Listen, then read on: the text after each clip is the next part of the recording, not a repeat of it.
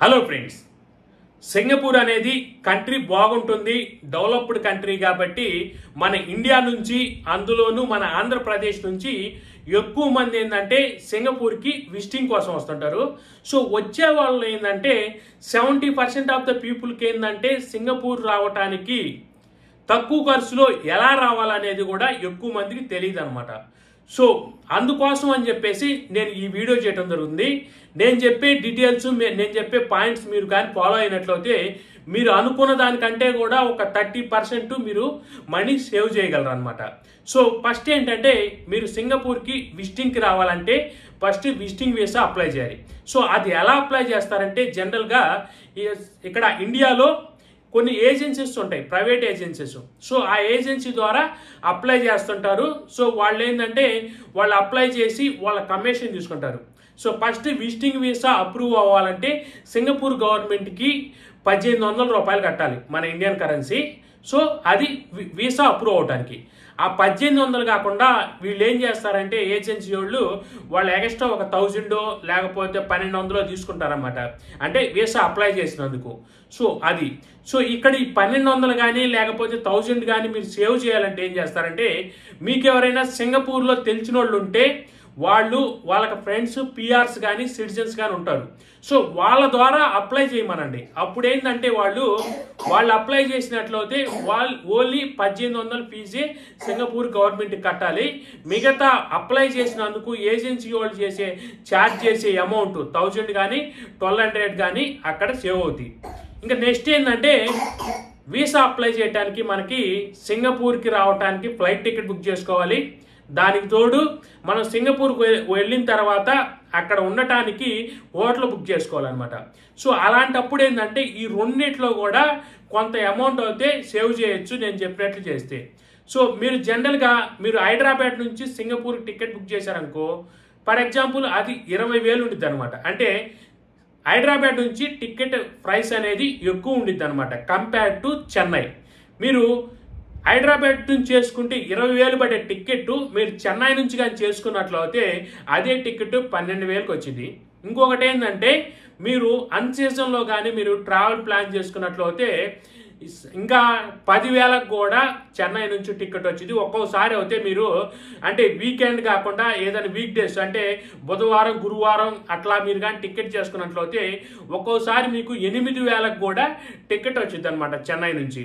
అది కూడా మీరు ఏం చేస్తారంటే నైట్ కాకుండా పగలు వచ్చేటట్టుగా చూసుకోండి. చెన్నై నుంచి టికెట్ ప్రైస్ అనేది చాలా తక్కువలో రావచ్చు అనమాట, అంటే కంపేర్ టు హైదరాబాద్. ఇంకొకటి ఏంటంటే హైదరాబాద్ నుంచి ఒక ఫ్లైటే ఉంటుంది, డైరెక్ట్ ఫ్లైట్ సింగపూర్కి.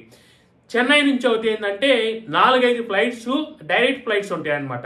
సో అందువల్ల ఏంటంటే హైదరాబాద్ నుంచి వచ్చే కంటే కూడా చెన్నై నుంచి వస్తే చాలా తక్కువ ఖర్చుతో మీరు సింగపూర్ రావచ్చు. ఇంకొకటి ఏంటంటే కంపేర్ టు చెన్నై, హైదరాబాద్ అనేది సింగపూర్కి కొంచెం దూరం ఎక్కువ. చెన్నై అనేది ఏంటంటే సింగపూర్కి కొంచెం దగ్గర అనమాట. అంటే హైదరాబాద్ నుంచి మనం సింగపూర్ రావాలంటే 4.5 గంటలు పట్టింది. అదే మనం చెన్నై నుంచి సింగపూర్కి రావాలంటే 4 గంటలు కూడా పట్టదు అనమాట. మ్యాక్సిమం 4 గంటల్లో సింగపూర్ రావచ్చు. సో అందువల్లే మనం టికెట్ అనేది చెన్నై నుంచి చేసుకున్నట్లయితే మనకి మనీ అనేది సేవ్ అవుతుంది అనమాట. ఇంకొకటి ఏంటంటే మీరు హోటల్ బుక్ చేసుకోవాలనుకుంటే ఇక్కడ సింగపూర్లో మీరు లిటిల్ ఇండియా అనే ఒక ఏరియా ఉండిద్ది అనమాట. లిటిల్ ఇండియా అంటే ఏంటంటే మన ఇండియా వాళ్ళకి కావాల్సిన అన్నీ అక్కడ దొరుకుతాయి. అంటే ఫుడ్ కానీ లేకపోతే గ్రోసరీ ఐటమ్స్ కానీ అన్నీ కూడా లిటిల్ ఇండియా అనే ఏరియాలో దొరికిద్ది. సో ఆ ఏరియా ఏంటంటే సింగపూర్లో అన్ని ప్లేసులకి అంటే విజిటింగ్ ప్లేస్కి ప్రతి దానికి కూడా లిటిల్ ఇండియాలో ఉంటే మనం ఈజీగా ట్రావెల్ చేయొచ్చు అనమాట. సో అందుకోసం అని చెప్పి మీరు ఏం చేస్తారంటే హోటల్ బుకింగ్ అనేది లిటిల్ ఇండియాలో చేసుకోండి. దాంట్లో కూడా ఏంటంటే మీరు తక్కువ ఖర్చుతో పోవాలంటే కొన్ని హోటల్స్ ఉంటాయి అక్కడ. సో వాళ్ళ ద్వారా అంటే ఆ హోటల్లో మీరు చేసుకున్నట్లయితే మీరు $60 నుంచి $80 లోపే మనకి రూమ్ వచ్చింది అనమాట. $60 అంటే మన ఇండియన్ కరెన్సీలో చూసుకున్నట్లయితే ఒక 4,000 లోపే మీకు రూమ్ వచ్చింది అక్కడ ఆ ఏరియాలో తీసుకుంటే. సో అది మీరు తక్కువగా. ఇంకా ఏదైనా మీకు లగ్జరీ కావాలంటే స్విమ్మింగ్ పూల్స్, జిమ్స్ అవి కావాలనుకుంటే మీకు $200 నుంచి $500, $1000 కూడా పెద్ద పెద్ద హోటల్స్ ఉంటాయి. సో మీరు తక్కువలో పోవాలంటే లిటిల్ ఇండియా అనే ఏరియాలో చిన్న హోటల్లో చేసుకోండి. ఇక్కడ సింగపూర్లో ఏంటంటే సేఫ్టీ అనేది మీకు సెక్యూరిటీ పరంగా చాలా బాగుండిద్ది కాబట్టి మీరు అక్కడ ఉండటానికి మీరు ఎలాంటి డౌట్ పడొద్దు. ప్రతి హోటల్ కూడా చాలా నీట్గా ఉంటాయి, ప్లస్ రూమ్స్ బాగుంటాయి. ఇంకా ఏంటంటే మనకి లిటిల్ ఇండియాలో ఉంటే అన్ని ఏరియాస్ దగ్గర ఉండిద్ది, ప్లస్ మనకు కావాల్సిన ఫుడ్ కూడా ఏంటంటే అన్ని ఇండియన్ రెస్టారెంట్లు కూడా లిటిల్ ఇండియాలో ఉంటాయి. సో మీరు ఈజీగా కూడా ఇండియా ఫుడ్ అయితే మీరు దగ్గరలోనే తీసుకోవచ్చు అనమాట. అది హోటల్ బుకింగ్ అనేది. సో హోటల్ బుకింగ్ అనేది మీరు లిటిల్ ఇండియాలో ఉంటే తక్కువకి వచ్చింది, ప్లస్ ఆ లిటిల్ ఇండియాలో ఉండటం వల్ల చుట్టుపక్కల ప్లేస్ మొత్తం కూడా కవర్ చేయడానికి కూడా ఈజీగా ఉంటుంది. సో ఇంకొకటి ఏంటంటే మీరు సింగపూర్ ఎయిర్పోర్ట్లో దిగిన తర్వాత మీరు అక్కడ కానీ సిమ్ కార్డ్ తీసుకున్నారంటే వాళ్ళు $25 నుంచి $30 వరకు తీసుకుంటారు. సో అలా కాకుండా మీరు ఏంటంటే హోటల్కి వచ్చిన తర్వాత ఈ లిటిల్ ఇండియాలో కానీ సిమ్ తీసుకున్నట్లయితే $10 కూడా సిమ్స్ ఉంటాయి అనమాట. అంటే ఇక్కడ స్టార్ హబ్ అని ఒక నెట్వర్క్ ఉంటుంది, అది తీసుకున్నారంటే $25 అయింది. బట్ దానికి వెళ్ళబాకండి, ఎందుకంటే మీరు వచ్చేది ఒక 1 వీక్ 10 డేస్కో మీరు ప్లాన్ చేసుకుని వచ్చి ఉంటారు. సో అలాంటప్పుడు ఏంటంటే $10కి వచ్చే సిమ్ములు కొన్ని ఉంటాయి అనమాట. సో అలాంటి సిమ్ములు తీసుకున్నారంటే మీకు $10లోనే అయిపోయింది, ఎందుకంటే 650లోనే మీకు అయిపోయింది అనమాట. మీరు కానీ $25 పెట్టి తీసుకున్నారనుకో 1500 అయింది సిమ్ ఇప్పుడు. సో అందుకనే మీరు $10 పెట్టి సిమ్ తీసుకోండి. $10 సిమ్స్ ఉంటాయి, అవి మీరు 1 మంత్ వరకు కూడా వ్యాలిడిటీ ఉంటుంది. ప్లస్ మీకు నెట్ కూడా ఏంటంటే 100 GB వచ్చింది, మీరు తిరిగినంతసేపు తిరగవచ్చు, యూజ్ చేసుకోవచ్చు. ఇంకా మీరు ఏదైనా డౌన్లోడ్ కానీ వీడియోస్ అప్లోడ్ చేసుకోవాలన్నా చేసుకోవచ్చు అనమాట. అది సిమ్ కార్డ్ కాడ మీరు ఒక $15 అయితే సేవ్ చేసుకోవచ్చు. ఇంకోటి ఏంటంటే మీరు సిటీలో తిరగడానికి మెట్రో కార్డ్ కావాలి. సో MRT కార్డ్ అంటారు, అది మీరు ఎయిర్పోర్ట్లో తీసుకున్నారంటే అది ఎక్కువ తీసుకుంటారనమాట. సో మీరు అలా కాకుండా మీరు హోటల్కి వచ్చిన తర్వాత లిటిల్ ఇండియాలో మీరున్న హోటల్ పక్కనే 7-Eleven అనే చిన్న షాప్స్ ఉంటాయి, 7-Eleven అనే షాప్స్ ఉంటాయి. అక్కడ తీసుకోండి మీరు మెట్రో కార్డ్ అనేది. సో అక్కడ తీసుకోవటం వల్ల ఏంటంటే తక్కువతో వచ్చింది అనమాట మెట్రో కార్డ్ కూడా. సో మీరు ఏంటంటే ఒక 1 వీక్ ఉండదలుచుకుంటే ఒక $40 అట్లా రీఛార్జ్ చేసుకోండి దాన్ని. మీరు అక్కడ వాళ్ళకి $40 ఇచ్చినట్లయితే వాళ్ళే రీఛార్జ్ చేసి ఇస్తారు. సో మీకు 1 వీక్ వరకు తిరగడానికి అయితే $40 బాగా సరిపోయింది. అంటే ఆ కార్డే మీరు బస్సులు ఎక్కినా కానీ బస్సులో యూజ్ చేసుకోవచ్చు, అదేవిధంగా మెట్రోలో యూజ్ చేసుకోవచ్చు, ఇంకా ఏదైనా షాపింగ్కి వెళ్ళినా కానీ అక్కడ కూడా యూజ్ చేసుకోవచ్చు అనమాట కార్డ్ని. సో ఇంకోటి ఏంటంటే మీరు ఎయిర్పోర్ట్లో దిగిన తర్వాత క్యాబ్ తీసుకొని డైరెక్ట్గా హోటల్కి వెళ్ళే బదులు మీరు ఏం చేస్తారంటే డైరెక్ట్గా మీరు టెర్మినల్ 2 దగ్గరికి కానీ వెళ్ళినట్లయితే అక్కడ ఏంటంటే మెట్రో ఉంటుంది అనమాట డైరెక్ట్గా సిటీకి వెళ్ళడానికి. సో కాకపోతే ఏంటంటే మధ్యలో ఒకసాట చేంజ్ అవ్వాలి. అక్కడ దిగి మీరు వెళ్ళినట్లయితే మీకు $2లోనే వెళ్ళిపోతారు మీరు సిటీలోకి, మీ హోటల్ దగ్గరికి.